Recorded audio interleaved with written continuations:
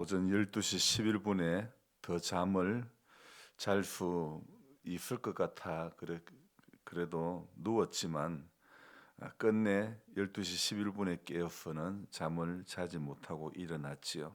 오래간만에 일찍 잠에서 깨었는데 여느 때처럼 본당으로 나오는 것밖에 없지요. 다만 겨울이다 보니 화목 보일러에 나무를 몇 덩이 투입시키고 나와야 하기에 보일러실로 먼저 갔지요. 보일러의 이 속에서 물집이 터져서 물이 조금씩 새고 있으니 방이 그다지 따뜻하지는 않습니다. 그래서 오늘이면 이제 화목 보일러는 역사 속으로 사라지고 기름 보일러를 사용할 수밖에 없습니다. 물론 기름 보일러도 그다지 상태는 좋지가 않죠.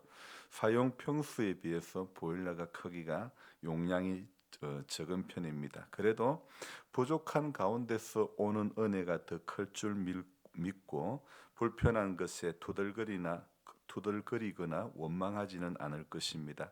여러분 다 갖추어져서 행복하다면 모든 것을 완벽하게 구비하려고 애쓰겠지만 그러나 행복은 꼭 다 갖추어진 것에서만 오는 것은 아닙니다. 결핍한 가운데서도 행복은 결코 멀리 있지 않다는 것을 생각해 봅니다. 그래서 오늘도 딱 하나만 깨닫자 이런 마음입니다. 많이 알고 실천은 적은 자가 아닌 적게 알아도 적게 깨달아도 마음 주시는 일에 누구보다도 아름다운 순종의 사람이 될 수만 있다면 그 사람이 진짜 행복한 인생이 아닐까 생각을 해봅니다. 그래서 저와 여러분들이 오늘도 이 하루를 살아가면서 뭘 많이 가지고 많이 누려야 행복한 게 결코 아님을 알아야 됩니다. 오늘도 오늘 날짜로 성경 읽기 1년 2독이 끝이 났습니다. 여러분 지난 세월을 한번 돌아보니 목사도 이 성경을 한결같이 읽는 일은 결코 쉬운 일이 아니었습니다. 결심이야 저도 수십 번 수백 번 해봤지만 매일 꾸준히 성경을 읽는다는 것은 사실 8년 전에는 상상도 할 수 없었던 일입니다. 성경 읽기 단체 카톡방을 운영하기 전에는 저도 실패한 우리 성도님들과 별반 다를 바가 없는 사람이었습니다. 하나님의 말씀을 읽는다는 것이 생명의 양식이라서라기보다 목회자인 저는 설교해야 되기 때문에 어쩌면 읽었다. 이것이 정답인 그런 생활을 했던 것입니다. 지난 8년의 세월은 저를 다시 거듭나게 하는 그런 시간이었습니다. 제 목회 여정 가운데 제일 잘 선택한 것이 있다면 저는 이 성경 읽기 단체 카톡방을 섬긴 것이다. 이렇게 말씀드릴 수 있습니다. 저도 읽게 되고 다른 사람도 읽을 수 있게 한 이 일을 저는 최고로 잘한 것 같아. 이렇게 말할 수 있습니다. 앞으로도 계속 이 일은 해가려고 합니다. 성경 읽고 기도하고 예배드리고 단순한 이 반복 가운데 아름다운 열매와 기적 같은 일이 일어날 줄로 믿습니다. 어제 새벽에 저는 두 짐승의 이야기를 잠시 언급했는데 여러분들이 기억나시는지 모르겠습니다. 땅에서 올라온 짐승과 바다에서 올라온 짐승, 이 짐승에게 누가 권세를 줬다고 했습니까? 용이죠, 그죠? 용이 권세를 주었다 했죠. 그리고 이 용은 사탄을 상징한다 이런 말씀을 드렸습니다.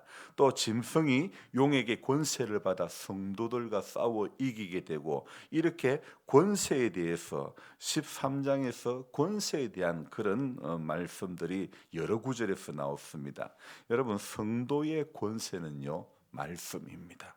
아멘입니까? 다른 말로 성경 읽는 것이 우리의 권세가 되는 줄로 믿습니다. 오늘 요한계시록 18장으로 들어와 보니 제일 먼저 역시 눈에 들어오는 것이 바로 1절 중간에 큰 권세를 가졌는데 이 말씀입니다. 여기서도 권세라는 말이 나오죠. 이번에 요한계시록을 읽으면서 깨달은 게 이겁니다. 아, 계시록에는 권세라는 말이 많이 나오구나. 용이 상징하는 마귀 사탄의 권세도 있지만 오늘 1절에 다른 천사도 큰 권세를 가지고 등장하는 모습을 볼 수 있죠. 여기 다른 천사라는 말은요, 이전에 등장했던 천사들과는 완전히 다른 그런 새로운 천사를 의미하는 것입니다. 특별한 사명을 가진 하나님의 사자임을 암시하는데, 이것은 하나님의 심판을 선포하는 권위를 가진 그런 존재라는 것을 의미하는 것입니다. 그래서 오늘 우리는 이 계시록 18장 1절의 말씀에서 하나님의 최종적인 심판이 시작되는 장엄한 그 순간을 묘사하고 있음을 알 수가 있습니다. 그 심판을 하나님께서는 그 큰 권세를 가진 천사를 통해서 오늘 2절에 뭐라고 이야기하고 있습니까? 다시 한번 같이 읽습니다. 힘찬 음성으로 외쳐 이르되 무너졌도다 무너졌도다 큰 성 바벨론이여 귀신의 처소와 각종 더러운 영이 모이는 곳과 각종 더럽고 가증한 새들이 모이는 곳이 되었도다. 자, 여기에 무너졌도다 무너졌도다. 하늘에서 큰 권세를 지닌 다른 천사가 힘찬 음성으로 말한 무너졌도다. 이 무엇이 무너졌다는 것입니까? 큰 성 바벨론이 무너졌다는 것입니다. 왜요? 이유는 3절입니다. 자, 그 음행의 진노의 포도주로 말미암아 만국이 무너졌으며 또 땅의 왕들이 그와 더불어 음행하였으며 땅의 상인들도 그 사치의 세력으로 치부하였도다 하더라.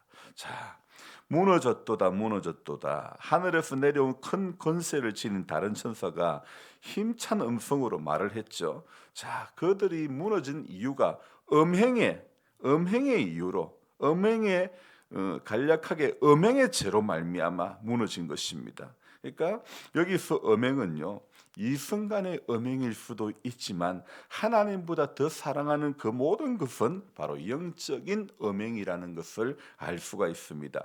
여러분, 영적이든 육적이든 사람을 넘어뜨리는 것은 바로 이 음행의 문제인 것입니다. 그래서 우리는 오늘도 4절 말씀을 귀를 기울여야 될 것 같습니다.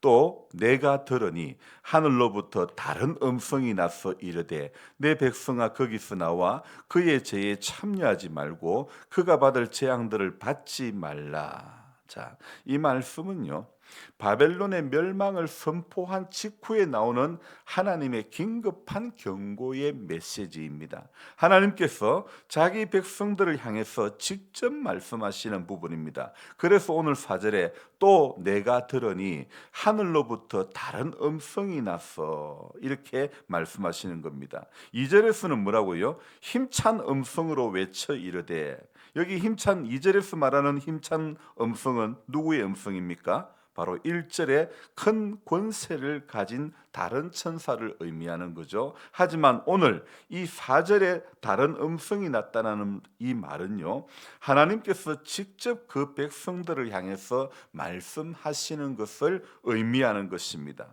그래서 오늘 이 4절에서 다른 음성 났다는 이 하나님께서 직접 그 백성들 향해서 하시는 이 말씀이 무엇입니까? 내 백성아 거기서 나와 그의 죄에 참여하지 말고 그가 받을 재앙들을 받지 말라. 내 백성아, 여기 말하는 내 백성은 누굽니까? 누구를 의미합니까? 여기 오늘 내 백성아 이 말은요, 저는 이렇게 생각합니다. 하나님의 언약, 하나님과 언약의 관계에 있는 모든 사람을 지칭하는 겁니다.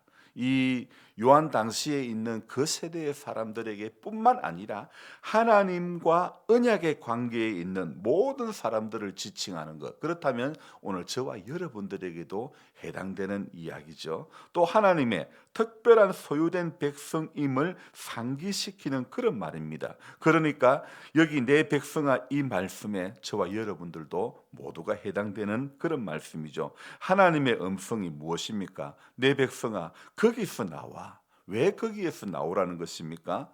바벨론의 체제와의 단절을 하라는 것입니다. 물리적인 어떤 분리뿐만 아니라 영적인 분리를 의미를 하는 것입니다. 그의 죄에 참여하지 말고 바벨론의 죄악된 체제와 너는 협력하지 말라는 것입니다. 세속적인 가치에 타협하지 말고 적극적으로 너는 거룩함을 쫓아가라는 바로 그런 의미가 되는 것입니다. 우리는 권세를 받아야지 오늘 바벨론처럼 무너지는 재앙을 자처하는 사람이 되면 안 되는 것입니다. 그래서 사람들이 그 자리가 무너지고 이미 끝나는 자리임에도 그 자리를 고수하는 것은 그 자리에 연연하기 때문입니다. 바벨론은 이미 끝난 자리입니다. 안타깝게도 현직 대통령도 하나님께서 사울처럼 버리신 것이 아닐까 이런 생각을 해봅니다. 국민들을 통한 민심의 방향이 어디로 흘러가고 있습니까? 주술을 버리고 기도하는 대통령이 되어야 되고 나라를 위해서 눈물을 흘릴 줄 알아야 되고 겸손해야 하나님께서 다윗의 왕위를 영원히 견고하게 해주신 것처럼 그렇게 하나님께서 지켜주시는 것 아니겠습니까? 오늘 7절 봅시다. 그가 얼마나 자기를 영화롭게 하였으며 사치하였던지. 자, 그만큼 고통과 애통함으로 갚아주라. 정말 이 말씀은 어마무시한 말씀이 아닐 수가 없죠. 그만큼 고통과 애통함으로 갚아준다는 것입니다. 왜요? 얼마나 자기를 영화롭게 하였으면, 얼마나 사치하였으면 오늘 이 큰 바벨론은 우리 자신일 수도 있습니다. 바벨론은 세상의 가장 강력한 그런 권세를 말합니다. 바벨론은 하나님의 성전을 무너뜨린 그런 나라이죠. 그러므로 바벨론은 우리 안에 있는 믿음을 무너뜨리기를 호시탐탐 노리는 그런 존재이기도 한 것입니다. 그러하니 하나님을 믿는 백성들은 의심과 세상에 연연하는 그런 음행의 자리를 박차고 나와 믿음의 자리에 오늘도 서야 된다는 것입니다. 그것이 바로 바벨론의 죄에 참여하지 않는 사람이 되는 겁니다. 오늘도 그 음행의 자리를 박찰 힘은 우리에게 있는 것이 없습니다. 그래서 생명의 말씀을 읽어야 되고 붙잡아야 돼요. 붙잡아야 되고 그도 내가 들어야 내가 사는 것입니다. 그래서 여러분 계시록을 시작하는 첫머리에 1장 3절에 뭐라고 말씀하고 있습니까? 이 예언의 말씀을 어떻게 해요? 읽는 자와 듣는 자와 그 가운데에 기록한 것을 지키는 자가 복이 있나니 때가 가까움이라. 여러분 읽는 자가 되어야 됩니다. 듣는 자가 되어야 됩니다. 지키는 자가 되어야 될 줄로 믿습니다. 그래서 오늘도 주님으로부터 위로부터 하늘에서부터 내려오는 큰 권세를 가진 권세 있는 성도 하나님의 이름 때문에 이길 수밖에 없는 그 길을 오늘도 이 순례자의 길을 묵묵히 걸어가시기를 주의 이름으로 축복합니다. 기도하겠습니다. 하나님 아버지, 요한계시록 18장에 나오는 바벨론의 패망에 대한 이야기를 우리가 보면서 이미 무너지고 이미 기울어졌던 것, 바벨론이 패망할 수밖에 없었던 것, 그 이유가 음행의 문제였던 것입니다.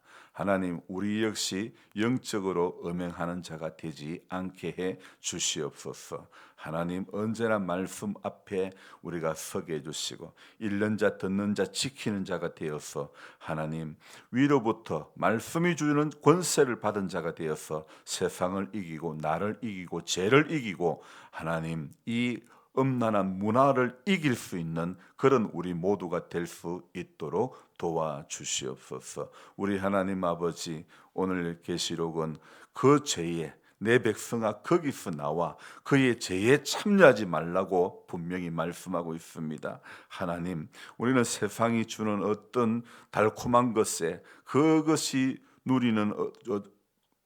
주는 어떤 하나님 원치 않는 그 죄에 우리가 붙들린 바 되지 않게 해주시고 하나님 거기서 나오는 성도가 나오는 신앙이 될 수 있도록 도와주시옵소서. 그래서 하나님 언제나 성경이 우리에게 요구하는 것은 첫째도 겸손이고 둘째도 겸손이고 늘 겸손해야 되는데 오늘 바벨론은 그가 얼마나 자기를 영화롭게 하고 사치하였던지 그 결과는 고통과 애통함으로 갚아주겠다고 말씀하고 있습니다. 하나님, 오늘 이 하루를 살면서도 우리는 자기를 영화롭게 하는 인생, 사치하는 인생, 영적으로 간음하는 인생 되지 않기를 원합니다. 오직 우리가 이길 힘은 우리 안에는 없음을 깨닫고 우리 자신에게 늘 말씀을 채워야 하나님 그 죄에 참여하지 않는 인생이 될 줄로 믿습니다.